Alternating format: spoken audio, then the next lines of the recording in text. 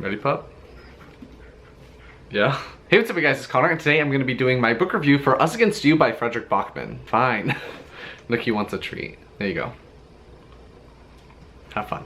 If you guys missed it, I did a book review for Beartown when this first came out last year, and since then I've read it 2 or 3 times because I enjoyed it that much. So if you want to know my thoughts on Beartown and what this series is about, check out that review. It'll be linked up in the card symbol. Today, I'm going to try to do my review for Us Against You. I have a lot to say. I wrote out a ton of notes. So in this video, I'm going to do a non-spoiler section where I talk about generally how I felt about it. And then after that, I'll go into spoilers and we can talk about everything that happens in this book because I loved it and hated it and it was a great time. So let's just get started. My first pro for this book is that I absolutely loved the opening, I guess. The first chapter is absolutely gripping. I was like, oh boy, here we go, better strap myself in. Let me just read a couple of paragraphs from this. Have you ever seen a town fall? Ours did. We'll end up saying that violence came to Beartown this summer, but that will be a lie. The violence was already here. Because sometimes hating one another is so easy that it seems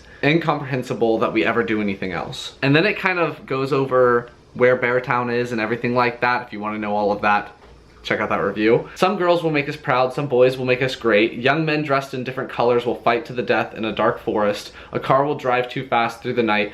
We will say that it was a traffic accident, but accidents happen by chance, and we will know that we could have prevented this one. This one will be someone's fault. People we love will die. We will bury our children beneath our beautiful trees. And then the book starts from there, and it's like, oh no, my babies. So I was just gripped from the very first chapter. I was so just worried about all the characters that I liked, and I was hoping that characters I didn't like would kind of get their just desserts. Because in Beartown, there's a lot of bullying, and there is a lot of victim blaming and stuff like that. So I was hoping that the people that did those things would have some karma stuff going on. But I know that's a terrible thing to say, but this is fiction, so I'm allowed to. Another pro for this book is that you actually don't need to go back and reread Beartown if you want to just jump into this one. This book does a really good job of holding your hand and getting you back into the story and giving you that background information that you might have forgotten some of the details. It goes back over those things and you're not going to think that you've missed anything. I actually reread Beartown right before this book came out, or right before I read it. I can confidently tell you that you don't actually need to reread Beartown. And if you don't want to read Beartown, I actually think that you might be able to just jump into Us Against You and continue reading. There's a big event that happens in Beartown that could be potentially triggering for some people. So if that would have triggered you and you didn't read Beartown, but you want to continue the story and kind of see what happens next, because Fredrik Backman's writing is amazing, you definitely can just jump into this. And I think that it was done really well so that people that didn't read Beartown could just jump into this and read this. Another pro is that this book jumped off almost right after Beartown, so there's only been a little amount of time in between the first book and this book. Some things have happened, and I kind of, in an evil way, liked what has happened. You find out the consequences of the very end of Beartown, some of the kind of crazy things that happen with a couple of the characters purposely being vague, but I'll go over it in the spoiler section. So I enjoyed finding out what happens to some of the characters because they're not in this one as much. Another thing that I liked was that it does bring in a couple more characters. I really liked following Leo, who was in the first book but wasn't really talked about nearly as much. He's the general manager's son. He gets a lot of this book because he was kind of left behind. In his family, his 2 older siblings have really dominated his parents' thoughts, and he's kind of been left on the wayside. So I appreciate that he got a lot of time in this book, and it shows what happens when one kid kind of slips through the cracks a little bit and isn't paid attention to as much. It kind of goes over how that child would feel and what they would get into. We also get a ton more about Benji, who is one of my favorite characters of the first book. So I really liked following him in this book and seeing his progression from what happens in the first book and everything like that. I freaking love Benji. I love Benji's sisters. I want Benji's sisters to be my sisters, as well as the sisters that I already have. So I want 5 sisters. There's actually one part of this book that goes over the differences between his sisters. I just identified with that so much because my sisters are similar to this and would definitely have similar reactions. So I saw myself in the Benji character in relation to how he is with his family and everything like that. I have not had nearly as tough of a life as Benji has, but he's just one of my favorite characters, so I was happy that we got a lot of time with him. And that being said, with the characters, I just really love the characters of this story. You get so invested in all of them. One of my biggest pros for Beartown was that his characterization is just incredibly well done, incredibly woven. You start off with these very surface layer characters, and as the story goes along, you start to dig into their backstories a little bit more and a little bit more, and you start to understand them a lot better. And this one, the characters are pretty set. You kind of do that little digging thing with some of the new characters that are introduced and everything like that. But one of my favorite things was that I just got to see all of these characters again, because I didn't actually know that Beartown was a series until I put out my last review of the first book. So I was really happy to see them again and see what they were up to and follow them along on their terrible journeys, because no one in this book has a completely happy life, which I think is very realistic and is another pro, because everyone has troubles in their lives, and this just explores all of those things. And I was loving it. How I do discussions and how I do spoiler sections is that I usually go over every single character and talk about what I want to talk about with them. So I'll go over all of my favorite things about all the characters and everything like that in the spoiler section. I think my biggest pro for this book, and my last one that I'll talk about before going into cons and then spoilers, is that I love that this continued the themes of competition. In my first review, I talk about competition all the time and how there's different types of competition in Beartown, and it really does a good job of exploring those. In the first book, it's all about these two different hockey teams and how they're competing with each other. This one has a similar vibe, but it's more town against town. And there's also still that hockey element. So there's still hockey in this book, and there's still Beartown versus Head, I think is the name of the other town. I already forgot. So there's still that competition, but there's also the competition with yourself and different parts of yourself warring with each other and trying to come out on top. One of my favorite characters is a character named Kira. She's the wife of the general manager of the hockey team, and she has different parts of her life kind of fighting each other. She's got the career woman professional life that she has going on. She's a lawyer, so it takes up a lot of time. And then there's the personal part of her life where she's a mother and she is a part of Beartown and she's a hockey mom kind of thing. Those two parts of her life kind of conflict, and one can't grow while the other one is dominating kind of thing. In my first video, I said that there needed to be a balance, and you can do both well, but some things gotta give. You can't have everything. And I think that this book particularly handles that really well because it fully fleshes out that process of Kira's life. So I was really enjoying all of the competition elements. I mean, this book is called Us Against You, so it definitely has that competition threaded throughout this series. There's a line that I think is repeated a couple of times in this book that's winners win, that's how we know who they are, and that's kind of the whole theme of this book, or one of the themes of this book, and everyone in this book wants to be a winner or wants to win at something specific. There's something that they want to be appreciated for, and they want to do their best in that, and they want to win. No one really wants to lose, so I think that this does it very well. One last thing, sorry I lied about the one last thing, was that I really love the use of repetition in this series. He does it perfectly in the first book. There's one line that repeats throughout that entire book that goes bang, bang, bang, bang, bang, and everywhere that it shows up and every character that it shows up alongside means something slightly different. So you get all of these different feelings, but it's the same word. There are other examples of that as well, so that's not the only one, and that is completely put into this book as well. I appreciated the repetition in this book, but I guess my first con will be that I think that it was just a little bit too repetitive. There was too many things that got repeated over and over and over again. That may be because it took me a couple, 3 weeks. Sorry, there are other dogs living in the house now, not just Nook. It may be because it took me a little while to complete this. It took me about 2.5, 3 weeks to finish it, so I guess I could have really narrowed in on those different phrases because it took me so long to read it. I don't know. It's like a pro and a con because I really like it. I really love that it carried through into this book, and I really like how it gives a little different flavor every time that it shows up, but it started to get a little tedious to read, if that makes sense. I don't know. Another con that I had was that I read this as an arc, which I should have just read the physical finished copy, because by the time I started it and was fully into it, this had already come out, but the arc had a lot of mistakes in it. So that's just a completely personal con that made it harder for me to get through it. So we're just gonna brush over that one, but that was there for me. Another con is that for some reason, I don't know why I didn't notice this in the first book, because the first book is translated by the same person. I think his name is Neil Smith. In this book, I started noticing that there's a gang in Beartown. The gang's called the Pack. Whatever word in Swedish means gang or whatever, or group with a bad connotation is translated as hooligans, and every time it popped up, it just made me like laugh out loud because I've never heard anyone say hooligan in my life, and hooligan doesn't make me scared of this gang, which may be on purpose, but the gang does really violent and scary things. They rule Beartown kind of by fear and threatening people and everything like that, and just being called hooligans was not very scary. A couple of other things just kind of would throw me out, like Benji is talking to someone at some point and says the word daren't, which is a very rarely used contraction. I've never heard anyone in real life say daren't. I've read it in books, like old books, but I don't know, I've never heard the word daren't come out of someone's mouth. So there was just a couple of translation choices that kind of would throw me out. And the really last con that I had was that there's a new character that's introduced in this book. He might have actually popped up in the first one,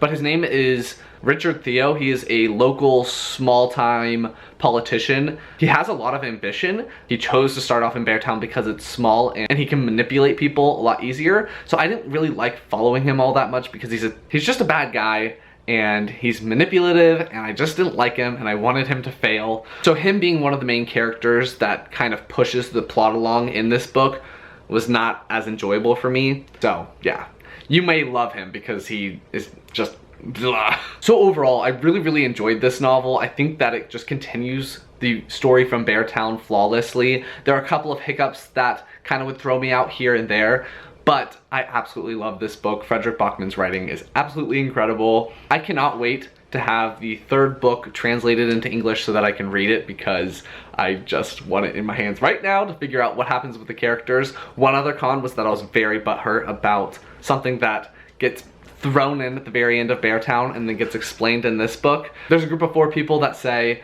2 of them will be playing professionally in 10 years time, 1 will be a father and 1 will be dead, and that's explained in here, and I was just but freaking adored this book. I think I'm gonna end up giving this one 4.5 stars because I loved it that much. Just a little bit less than Beartown for me, because that book is just perfection in my mind.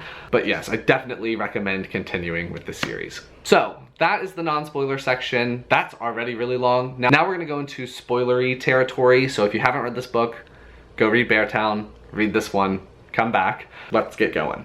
Okay, so let's just start off with the whole 2 of them will be playing professionally, 1 of them is going to be dead, 1's going to be dead. So obviously Amat is one of the people that are going to be playing professionally. If you are in this part, you already know. But I was totally fine with that, totally fine with Zacharias being the other professional, because I thought that that really made sense. I really liked how Zacharias explored parents not really understanding what their children are doing and what their goals are and what they're actually achieving. So Zacharias has become some huge video game player, some huge gamer that competes in these competitions and does really well, and obviously he's gonna become pro, and his parents don't really understand that. They really only understand hockey, and I really liked Amat making his parents realize that what Zacharias is doing is absolutely amazing and worth being praised. So I liked that Zacharias is a pro as well. I was a little scared in Beartown during that one part when Zacharias is really feeling down, and I thought that he might be the one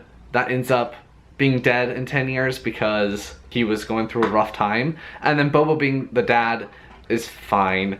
Like, it totally makes sense. He's been just such a sweet little cherub of a child. He just makes me laugh. He's so innocent, and he just gets himself in trouble by trying to make people like him. So it makes sense that he would end up settling down, and especially because his mother has passed away and he has to take care of his kids, and he's already working in his father's garage, and this was his last season of playing hockey.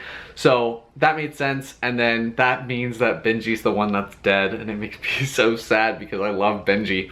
Here you go. Bye. So I liked it because I really like all the other characters, but it makes me sad that in 10 years we know that Benji is already gone and has had some tragic accident, or I don't even know, but he's gone. So that actually is one of the reasons why I waited to rate the novel, because I was so butthurt about that. I didn't want to rate it lower than what it actually deserves. So let's go ahead and talk about these characters. I loved Benji in this.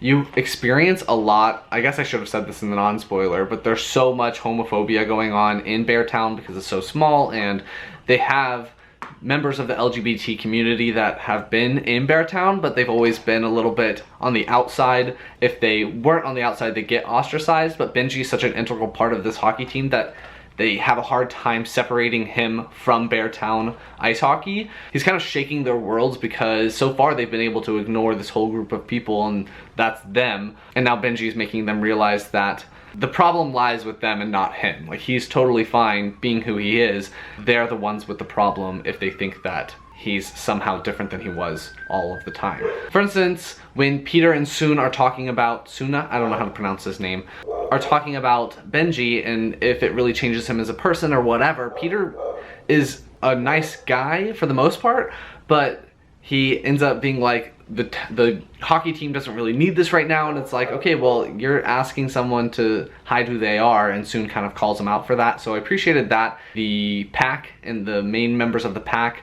Timu especially, they don't actually really get mad at Benji all that much for being gay, but they get upset with themselves and a little bit with him for not telling them and not being upfront about who he is because they feel like they've been lied to, which is actually a realistic reaction to someone coming out or being outed, as in the case of this book. So I really loved Benji, although in this book I felt so much anxiety while reading it, which might have caused me to read it a little bit slower because Benji is having a hard time, especially because he's now kind of in that whole relationship with his teacher, sorry, they're not in college yet. So he's kind of having to confront his own feelings and who he is on a daily basis because he has these feelings for his teacher and he meets with his teacher and everything like that. So he's having that such a hard time, and then Anna ends up outing him, and I, one, was very disappointed in Anna. What a terrible move. That is not a mistake to make. So I really felt terrible for him, and then he's going through all of these different things where he's thinking about his father and how his father went out into the woods, which is just a euphemism for killing himself in the woods. I really like getting more of Audrey's perspective because she's the one who found her father and she's always been able to find Benji every time that he's kind of gone missing a little bit. And that one scene where Benji ends up disappearing after he's given his niece and nephew, I think it was Legos to play with, and that's exactly what their father did to them before he went out into the forest, and then Benji goes out into the forest, and I was like, this is too much. I was having so much anxiety because I just want Benji to be okay. I think I posted a couple of updates on Goodreads where I was saying how if Benji doesn't end up with a good life, I'm gonna be so mad, and then he's the one that ends up dead in 10 years, so I was just very upset about that. And I love Benji, I love his sisters, I love his family environment. I mean, I think that he needs to be a little bit more responsible and, you know, keep his family up to date on where he is, but I love his sisters. And the one thing I was talking about in the non-spoiler section, it is on page 67. It's talking about his older sisters and how if you say his name, one sister says, is he okay? What's happened? One sister says, what has he done now? And tries to fix it. And then Audrey will shove someone up against a wall and ask them what the hell they want with their brother. So I just really loved that. Benji's sisters are amazing. Benji's family is amazing. Love Benji. He's the greatest. Let's talk about Anna and Maya and all of that. First, we're gonna talk about Kevin.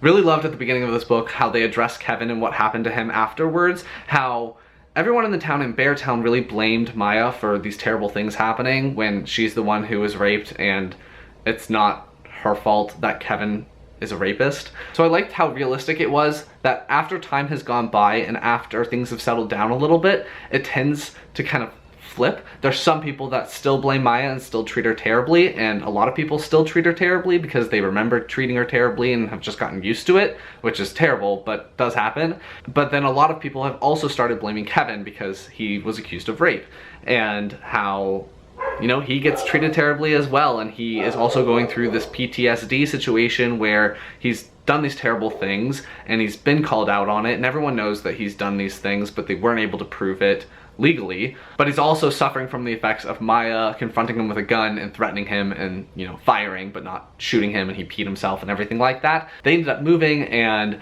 his parents ended up getting divorced because his dad is awful and his mom is still his mom and recognizes that that is her role. But I really loved that Kevin's mom was like, I cannot forgive you for what you've done, but I'm your mother and I will never leave you. I liked that because I feel like he deserved it. But moving on, I think that Maya is just like a very, very strong character. I think that she's done a very good job. She reaches out to Benji when he gets outed, and they have this bond, especially because when Maya came forward and told everyone about Kevin, people started treating her terribly, but Benji did not and protected her from getting in trouble at the school, and he like destroyed that bathroom back in the first book. So I like that Maya went back and reached out to Benji and kind of gave it back to him, gave him back that support and really supported him.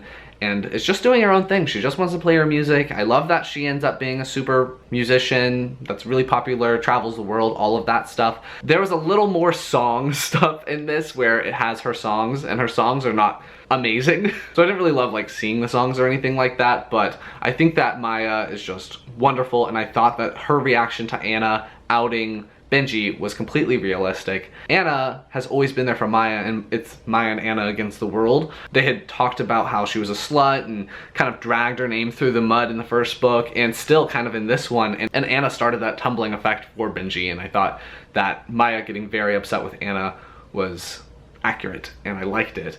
And the way that she figured it out with the camera having a messed up corner of the frame was just like, no, Anna. But I do like, I think that they make up at the end. I can't remember now how that works, but I think that they end up being friends again, which, okay, she made a mistake, forgive her and everything like that, and do your martial arts and stuff. Oh yeah, I forgot that Anna ends up being really good at martial arts and does a lot of things that way. So Anna ends up with a good story as well in the end. I mean, she's had a couple of very sad hiccups, because once she outed Benji and everyone, well, Maya got mad at her for that, and Benji, I think, knew as well about that whole situation, and then she ends up kind of falling in love with Vidar, and I don't know how to say his name, so I apologize. And he's just like this crazy, uncontrollable kid that has an extreme anger problem, but they end up together in this very fast love that only young people really kind of experience. And then Vidar ends up being the one that dies at the end, which, I don't know. I feel like I almost would have preferred one of the main kids to die, just because I feel like it would have been more gut-wrenching, but it makes sense that Vidar kind of has this redemption arc where he starts to learn. He was this really uncontrollable youth, and he ended up getting himself into the juvenile detention program. I don't know what it's called in Sweden. Did he deserve to go to that? I'm not sure, but he starts to learn. He starts to kind of figure out his anger issues, because Anna gets him out of that situation and kind of confronts him for thinking that he needs to protect her, which is another thing that happens in this book a lot. All the women are like, stop protecting us, because all the men feel like they need to. The women are like, stop, we can handle it ourselves. So I like that whole message, and Vidar definitely starts to learn that, but then he ends up saving her one last time and ends up dying. So yeah, Leo in this was such an integral part of this story. So I really liked seeing him, as I said, in the non-spoiler section, and how he really kicks off the flame that starts this huge rivalry. Well, it doesn't really start it, but it starts it being toxic, because he burns the flag of Head, and he just kind of gets confused. I feel like he's reaching out for attention and stuff like that, but his family does love him, and you know, because Peter at one point says he loves him, and they end up falling asleep on the couch at the same time. So he has a very loving family, but he tends to get lost in everything else that's going on with Maya, and then with his parents still mourning the loss of their first child. I mean, kids like that do end up getting into trouble and stuff, and he tries to become part of the pack, which the pack claim him really early on. Him being at that fight, and then his shoe falls off and he gets in trouble for that.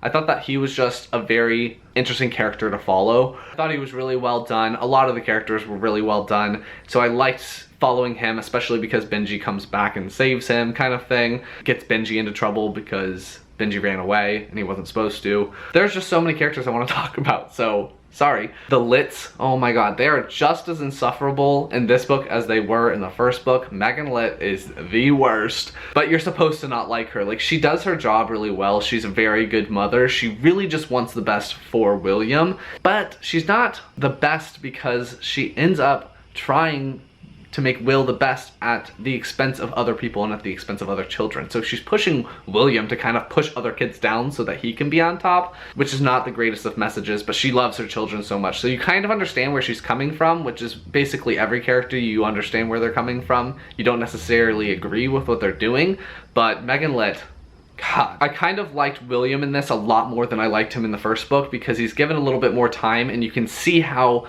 consistently he's been rejected and how he's been passed over for other people. For instance, David, the coach of Head, / was the coach of Kevin and all the boys. He still loves Benji the most. He's always loved Benji the most, and he will never pick William over Benji. I just feel bad for him because he just wants someone to love him most. Like, he just wants to win at anything. At one person, have him number one besides his mom. Like, he didn't get it with Kevin because Kevin chose Benji over him. Didn't get it with David because David chose Benji over him. I liked that David felt so ashamed of himself because he saw Benji and the like random guy in the first book, and he was too afraid to confront Benji about it and too afraid to tell Benji that he loves him still and all of that. Another character that I really enjoyed was Zackle in this. She's the mysterious character that starts off the book and no one really knows too much about her, but everyone thinks that she's a lesbian, which she's really not. And she kind of takes over the team, and she's similar to David because she just wants to win. All she cares about is winning, and she just wants hockey to be hockey, and she doesn't want politics getting involved, which is pretty impossible because she's actually brought in by a politician. I mean, I just loved everything about this book, so I really liked that she ended up getting this team together. She was doing really well. She got Vidar, Benji. Bobo is, you know, a big blundering ape, but you know, he's doing his job. Amat is being a speedster all over the ice, and she has a good chance of winning, then everything just falls apart for Beartown again. And it really affects her life because then she doesn't end up getting the job, and David gets the job later on to a bigger club and everything like that. So I mean, I really like Zackle. I really think that she fits in well with the Beartown personality because the people in Beartown are described as being very cold, and so is Zackle, and she's not very good at interacting with people. I especially loved all of her interactions with Ramona, who is the owner of the Bearskin Pub, or bar, or whatever it's called, and how Ramona just gives her potatoes. And at the end of the book, Zackle gets all of her potatoes for free and actually starts to drink because everyone just wants her to drink. A+ for every character. Don't need to keep saying that. I really liked Ramona's role in this. She ends up becoming the board member that Peter chooses before Peter ends up losing his job. I think that Ramona having such a big part of the club makes a lot of sense because the pack is kind of Ramona's kids. She looks out for them and helps them, not doing anything illegal, but kind of. But she has the kitty and she always helps out people in need. So I loved that when her bar gets burnt down, that everyone comes together and helps her and they build it back up, and then the kitty starts to get funded again and everything like that. And I love that the kitty goes to whoever needs it. I just love Ramona. She's wonderful. When her home was burning down, the pub, she loses all of her pictures and everything like that, and I just felt like awful for her, but it's really about living life and going forward. And I like that she has this found family of all the people that go to her bar, like the 5 men, then the 4 men because one died, and then the 5 wives of the men, and how they don't have each other's phone numbers because they always met there, but now that they don't meet there, at least for that little portion, they didn't have any way of contacting each other. It was just one of my most like devastating sad parts was obviously Fatima and Anne Catherine's relationship, and how Anne Catherine finds out that she has cancer and she's dying. She has to confront that and tell Bobo about it, and Bobo's obviously just a sweet little child. He steps up and starts taking care of his siblings and reads Harry Potter to him, which I'm wearing a Harry Potter shirt. Muggle. I just thought that that was heartbreaking because Fatima's such a good person. I love that Fatima has found a really good best friend, but then Anne Catherine got cancer and she ends up dying. It was just so upsetting. I felt terrible. But one thing that was super realistic with that whole situation was when someone important dies to someone on a team, the entire team kind of does that whole thing where they write the person's name on things. That definitely happens because it happened with my soccer team when we were 15 and one of our teammates ended up passing away. We all wrote his name on our socks, but it was like our tape that went around our socks. And playing those next couple games after her passing, the best games ever, is actually pretty accurate as well because I had a similar experience. When my soccer teammate died, we ended up playing a tournament right after that, and I don't think we ever played as good as we did in that tournament. It was incredible. We won the entire thing, and it was all for our teammate and everything like that. So that definitely happens, and I thought that it was really accurate, and how Benji comes back after, you know, not showing up for a while, and he asks if he can, you know, put her name on whatever piece of equipment it was. That was great. Loved that. Oh, and the team thing. I thought that the team thing was pretty funny. I liked how if the foam gets put in your shoes, that means they respect you, and I felt terrible for Bobo because they didn't respect him at first, but he really just, you know, puts his heart and soul into this team, and they recognize that, and they put stuff in his shoes. And I love that one game, I think that it's that same game right after his mother passes away, that everyone's shoes have the foam in it, and it was just, I loved it. I loved all of that. God, that was great. I thought Amat in this was fine. I feel like he just wasn't a huge player in this, which, I mean, he was a big player in the hockey team's respect, but I feel like Amat's just such a good person that he kind of ran his course in the first book, where he really has been training hard, and he gets on this team, and now he's on the A team. I feel like he's just working hard, and that's, you know, all he's doing. He played his part in Maya's story, where he came forward and told the truth and said that he saw Kevin raping Maya and everything like that. I feel like his role kind of wrapped up with the first book, and in this one he just serves as like a secondary character to make other characters shine. For instance, Bobo and Zacharias, because he plays integral parts in their lives, and I thought that that was really cool because they supported him. And I mean, he is a certain character because he kind of falls off the wagon a little bit when he starts drinking or something like that, and all of the kids in the neighborhood get pissed off at him and say that they'll run with him every day, and they do, so that he can go pro and he never forgets them, kind of thing. And when he says where he's from, he says the name of their like sub area of Beartown, so that he tells them that he remembers them and everything like that. So he had some big parts in this, but I feel like the way that he shined was making other people shine as well, which a really good hockey player or soccer player will make everyone else around them better. And I think that that's kind of how Amat is. He makes other people better, and he also is trying to be the best as well. So I love Amat. Battery's dying, so I need to change it. All right, sorry if it shifted. We just have a couple more characters to go, and then I have a couple more things, and then we'll be done. One quote that I really love that I forgot to talk about in the non-spoiler part, so sorry about that, was that I love how this one line gets repeated over and over again. It keeps saying things like, what does it take? What does it demand? And it's like, everything. It takes everything, which I love that they compare hockey, which hockey demands everything. That's what they talk about in the first book. But they also talk about other things as well. What does Maya's music take? It takes everything. It takes your heart, your soul, your time, your commitment. It takes everything to do well in those things. It also talks about that with parenthood. What does it take to be a good parent? Everything. And then you still aren't a perfect parent. You can't be a perfect parent. So I loved that whole concept.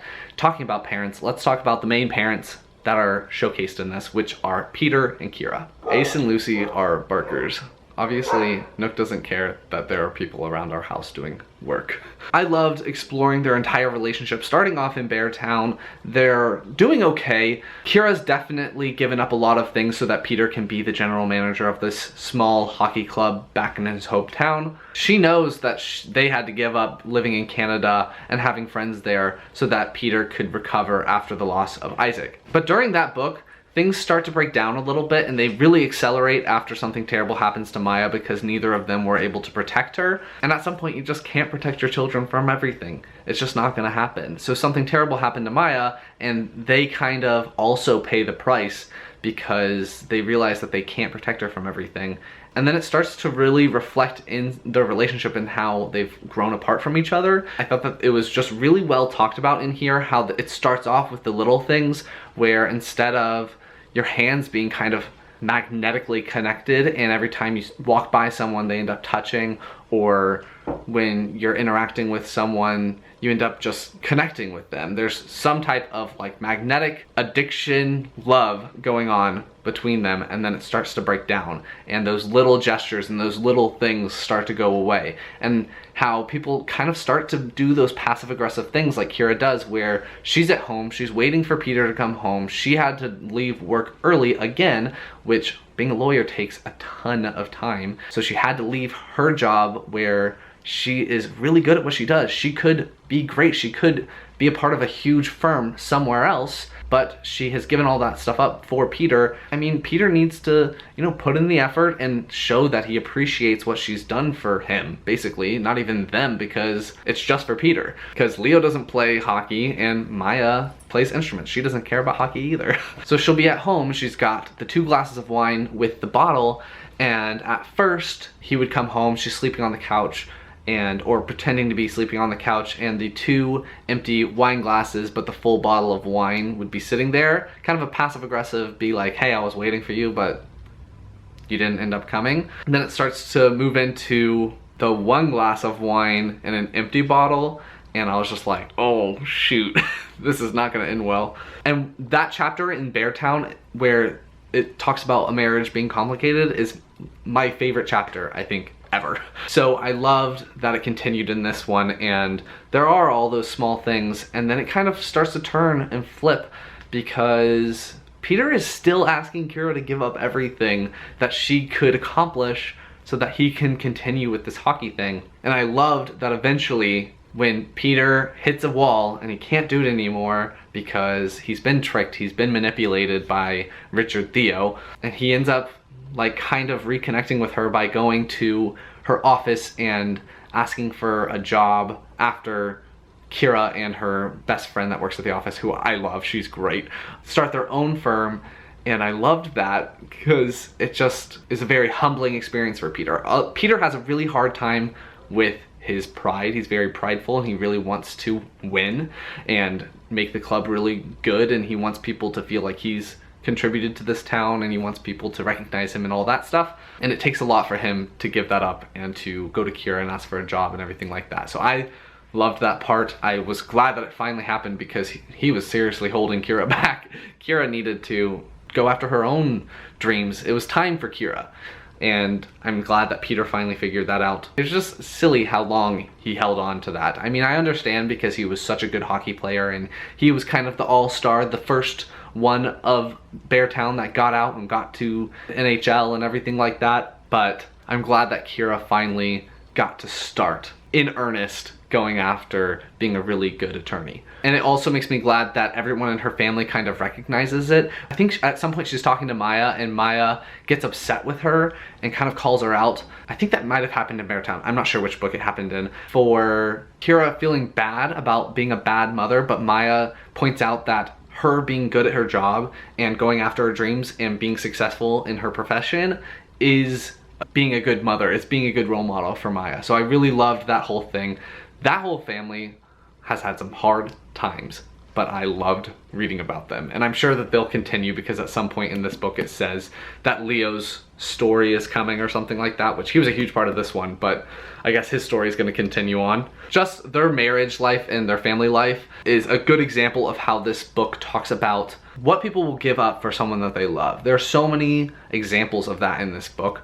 One would be Kira not pursuing her dreams, then Peter later on, you know, returning the favor and giving up going after this hockey thing. Like a whole example of that is just Benji and everything that he does. Benji always self-sacrifices for the people that he loves, his sisters, other people in their school, like Maya. He got in trouble when Maya was gonna get in trouble for the bathroom. He just takes everyone's pain and kind of like brings it into himself so that his loved ones can do really well. Another example would be Fatima in the first book, where she wants to make sure that Amat knows how much she supports him, and she has this really terrible job. Well, it's not terrible, but she has back pain and can't really do it all that well, but she's working so hard to make ends meet so that Amat can continue to play hockey and doesn't need to get a part-time job to help out or anything like that. And Katrin, she could have kept Bobo home so that she could have more time with him, but she gives up all of that last time that she has so that Bobo can play and have one last hockey season.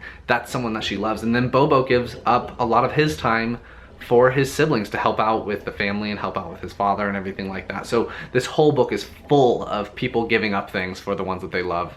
And I don't know, I just loved everything about this book. Like, honestly, I've been gushing for about 40 minutes about it. I think that's about all I had written down.